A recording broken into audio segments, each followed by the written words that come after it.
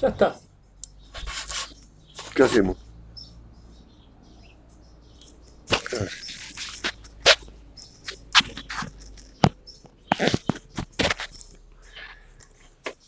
Lo que vos quieras explicar.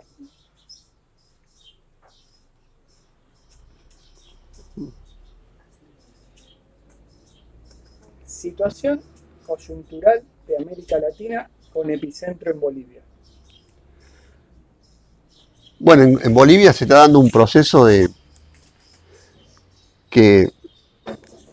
se manifiesta con el desalojo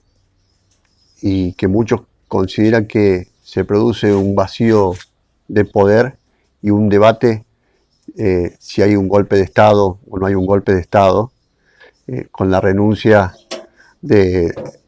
presidente Evo Morales, el vicepresidente Linera y los sucesores que serían los presidentes y vicepresidentes de las cámaras de representantes que pertenecían al MAS. Y ahora con el nombramiento de una opositora que era una vicepresidenta del Senado, que era una opositora que se autoproclamó sin quórum. El tema, si hay un golpe de Estado o no hay un golpe de Estado, nosotros consideramos al golpe de Estado como un cambio de las correlaciones de fuerza, al definir que el Estado es el Estado de las relaciones de fuerza. Y acá hubo lo que se llama un golpe de mano, que es la renuncia del presidente, el presidente en función que era Evo Morales, por una desobediencia de las autoridades de militares, sobre todo que le sugieren la renuncia, y luego con la desobediencia de la policía. Esto es lo que se observa si uno mira en los medios de comunicación y lo que aparece. Lo que hay que comentar y lo que hay que agregar es que este proceso de golpe de Estado que se da en los últimos 13 años del gobierno de Evo Morales, se dieron 5 intentos previos de golpe de Estado. Uno primero que se conoce como un golpe que se llamó el golpe pre-constitucional, o que cuando iban a cambiar la constituyente, la asamblea constituyente propuesta por Evo Morales, ahí hay una avanzada de grupos reaccionarios que no quieren cambiar. Esa la puede sobrepasar. También hay un golpe que se llamó el golpe prefectural, donde los prefectos se levantan y después lo que se conoció con la división de las regiones, que querían dividir algunos estados como el del Pando, el Beni,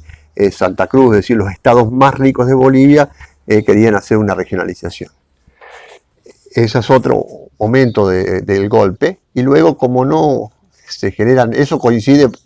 que justo los embajadores norteamericanos que ponen en función, Philip Goldberg, era un embajador que estuvo también en Yugoslavia, en la ex Yugoslavia, donde hizo la balcanización entre Serbia, Montenegro, todo lo que conocemos de lo que es Yugoslavia. Y ese fue el intento que hicieron en Bolivia. Junto que, acuérdense que ahí también en Bolivia, cuando Morales llega al poder, había 8 bases militares, se encontraba la DEA operando, la CIA, y bueno, y las ONG que conocemos, las organizaciones como la USAID, que estaban plenamente funcionando en el territorio de Bolivia. Luego hubo un intento trayendo un mercenario de Rosas, no sé si se acuerdan, un mercenario que trajeron pagado, que también estuvo en Croacia, que era para hacer un enfrentamiento en el estado de Bolivia, también con separatismo y enfrentamiento social. Eso también fue derrotado militarmente y derrotado también electoralmente. Después, el intento que hacen las fuerzas más oligárquicas, pero también con la mano siempre atrás del imperialismo, y el imperialismo de los sectores americanos que creen que América Latina debe coincidir con su patio trasero, aplicando la doctrina Monroe, es un intento de buscar dividir por dentro. No sé si se acuerdan, hubo el caso de una carretera que se iba a hacer en un territorio indígena que fue el Timni, una discusión que fue muy fuerte, hacer una carretera en un territorio que es un territorio como un patrimonio indígena, y hacer un territorio que conecte. Esto puso en discusión a todos los sectores, también con una campaña casi imperial que hubo, a través de bajada de dinero a través de la USAID, y hacer una campaña ambiental y una campaña en los sectores indígenas, reforzando su soberanía para que esta discusión y esta carretera no se pueda hacer al medio. Esto generó un conflicto y una división y debilitó bastante al MAS por dentro. No. Eso fue otro momento del golpe. Y después el otro intento fue lo que conocemos el último tiempo, que Morales iba por el tercer mandato y no se podía presentar. Y para presentarse intentaron hacer un referendo, hicieron un llamado a un referendo que decía por el sí o por el no. Parecía, ellos tenían todos los estudios y las encuestas hechas, y más o menos el trabajo, pensando que iban a poder ganar esta elección. Pero hubo toda una campaña con fake news, con mentiras, donde actuando más ya con el sistema golpe blando, más o menos lo que utilizaban ya en los últimos tiempos, y en una etapa donde ya los gobiernos regionales progresistas y los mecanismos de integración regional como el ALBA, como la UNASUR, un conjunto de intereses ya estaban bastante debilitados, porque en los primeros intentos de golpe la UNASUR funcionó y actuó bien para evitar que se den los golpes. Ya acá no tenían cómo interferir, y bueno, y esta campaña con el invento de Zapata, del hijo que le inventaron, que tiene un hijo con una secretaria, con todo, y después con casos de corrupciones reales que tuvieron algunos miembros del MAP en algunas gobernaciones, algunos prefectos. Entonces hicieron toda una campaña, y aparte trabajaron muy bien el tema de la alternancia en el poder, que si sos el progresista no podés estar tanto tiempo, que es buena la alternancia, todo esto, debilitando, y hacen que cuando se da el referendo pierdan por 2 puntos, 51-49, y esto hace que no se podía presentar. El MAS no tenía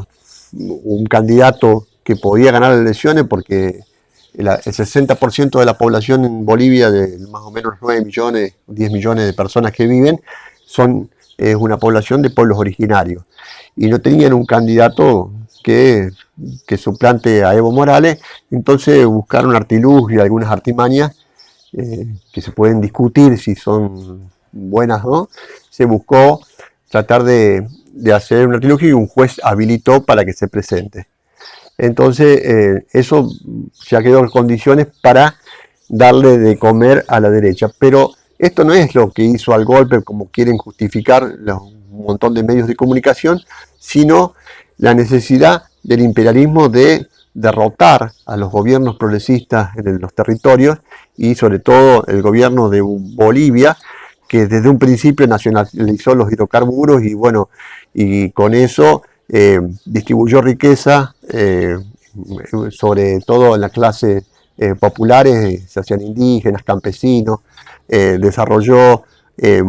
fuertemente la economía, mejoró los ingresos del PBI, es decir, de 9.000 millones a 50.000 millones, es decir, 400% de aumento del PBI, todas estas cuestiones, que fue generando todo un desarrollo de un cambio en la estructura de clases boliviana. Es decir, pasaron un montón de gente que vivía en zonas campesinas muy de bajo consumo a ser consumidores.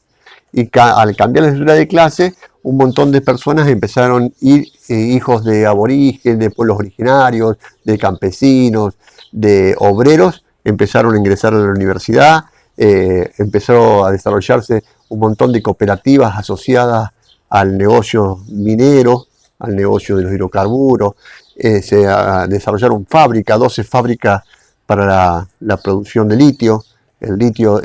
Bolivia tiene 21 millones de toneladas métricas de litio, además de ser la segunda reserva de hidrocarburos del continente. Bueno, todo esto fue generando que se vaya desarrollando toda una clase media con una expectativa diferente, donde, sobre todo a nivel urbano, va perdiendo el Movimiento al Socialismo, que es un partido que no es un partido político, que sino es una organización flexible de un movimiento, no es un partido, que se manejaba por la constituyente, de forma con los representantes, donde muchos de estos representantes, que eran de organizaciones comunitarias, sociales, sindicales, todo esto, empiezan a hacer el pasaje a formas de gobierno, a ser candidatos a concejales, a diputados, a gobernadores, debilitando bastante la capacidad de movilización. Por eso nosotros vemos que en Bolivia tiene un periodo insurreccional que va del año 2000 hasta el 2008. Un periodo con capacidad insurreccional del movimiento en la calle, con luchas directas, con capacidad transformadora, y ya en el 2008 empieza a decaer este movimiento, y por un debilitamiento, por un cambio en la estructura de las clases, y porque muchos de los representantes, que son los que generaban las condiciones de desarrollo político con la experiencia en los movimientos sociales, se retiren y pasan al gobierno. Esto genera debilidad en un momento de la historia del imperialismo que tiene una necesidad urgente de controlar el patio trasero. Entonces se conjugan un poco la debilidad y los errores propios del proceso, junto con una necesidad del imperialismo y de los capitales transnacionales y las grandes corporaciones de avanzar sobre los territorios sociales. Esto lo que hace, lo que produce esto, es que desde octubre, a este octubre llegamos, pero ya en julio hay informes que hace el periodista Jalife describiendo un proceso ya de cómo iban a dar el golpe, cómo estaban preparando el golpe y cómo la CIA en Norteamérica y todo el Departamento de Estado fue perfeccionando este golpe militar, donde participan también otros gobiernos de la región, muy fuertemente, el caso concreto con ayuda desde algunos sectores de Argentina, de Brasil, de los gobiernos que encabezan lo que llamado el Grupo de Lima, este grupo que atacaba a Venezuela armado para directamente atacar el proceso bolivariano, bueno, y se da en un marco de un conflicto general que vemos a nivel global, que es que la crisis está llevando que las luchas ya no sean la centralidad institucional o mediada, sino cada vez las luchas sean más de levantamientos insurreccionales a nivel global. Lo vimos en Francia con los chalecos amarillos, lo vimos acá en América Latina, en Haití, con las insurrecciones haitianas, con Ecuador, lo que está pasando en Chile, los levantamientos que hubo en Colombia, luchas en Colombia, las luchas que se dieron institucionales y las crisis institucionales, hasta con gobiernos llamados no progresistas, sino gobiernos más afines a los intereses generales del imperialismo, por ejemplo en Perú, con crisis institucional, las crisis en Honduras, las crisis en Puerto Rico, crisis institucionales muy graves, y también se vio luchas internas y luchas muy grandes en Estados Unidos, con los maestros de Estados Unidos, la huelga de un mes de la General Motors, 50.000 trabajadores, 200 millones de trabajadores en India, 40 millones de huelga en general en Brasil, las luchas del 17 y el 18 en Argentina, un conjunto de movimientos que fue cambiando las condiciones de fuerza en un momento que la hegemonía occidental totalmente en declive, y con el ascenso de un mundo multipolar disputando en distintos territorios, disputando un nuevo orden, que es el orden que se discute un nuevo sistema monetario, poniendo en discusión la moneda, el dólar, proponiendo alternativas con el yuan y el oro, o proponiendo criptodivisas, es decir, monedas virtuales, que discuten y rebajan al dólar de segunda categoría. Luego está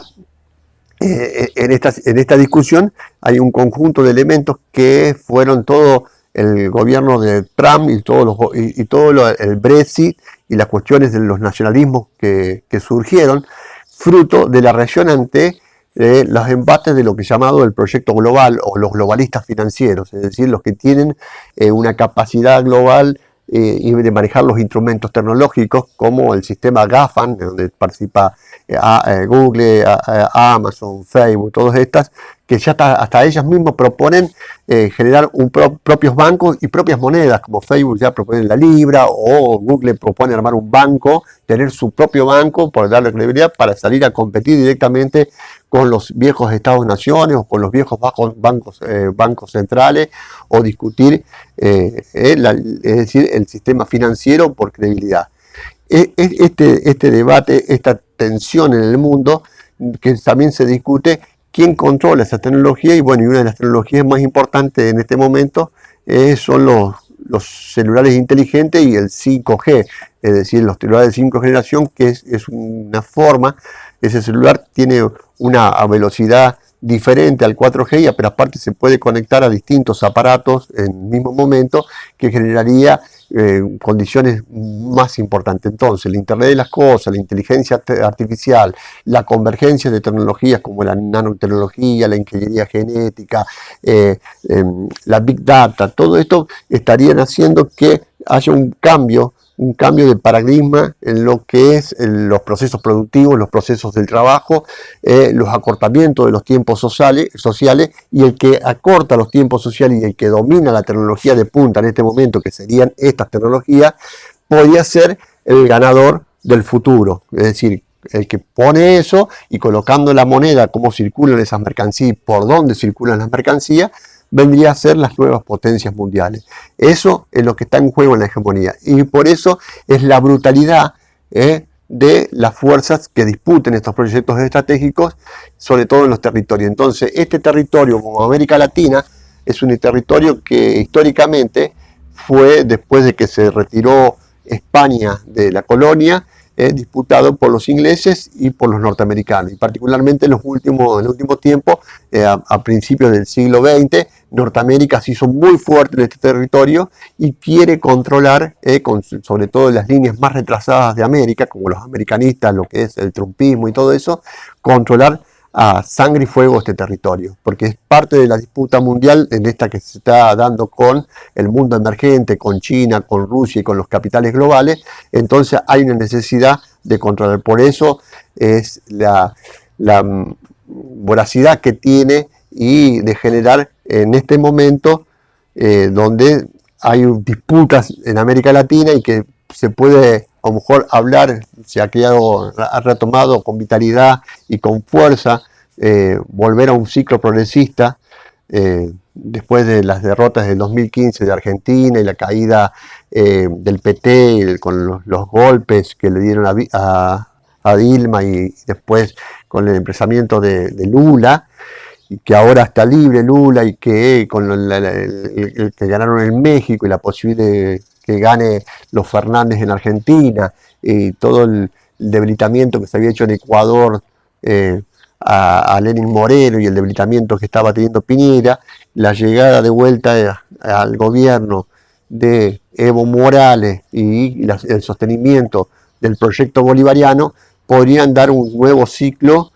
si bien en otras condiciones distintas, totalmente diferentes, en un ciclo donde los precios de los commodities no son iguales, un ciclo totalmente económico diferente, con países mucho más endeudados, con situación económica, pero un ciclo político diferente, que a lo mejor no estaría aportando a lo que estaba haciendo el gran favor que le estaba haciendo el Grupo de Lima a los intereses norteamericanos. Estos podrían jugar en otros intereses, y por eso la voracidad del imperialismo para derrocar al proyecto de Evo Morales, y ensuciarlo y tirarle esto, y bueno, y todas las consecuencias que tiene para la región este golpe de Estado que se está dando.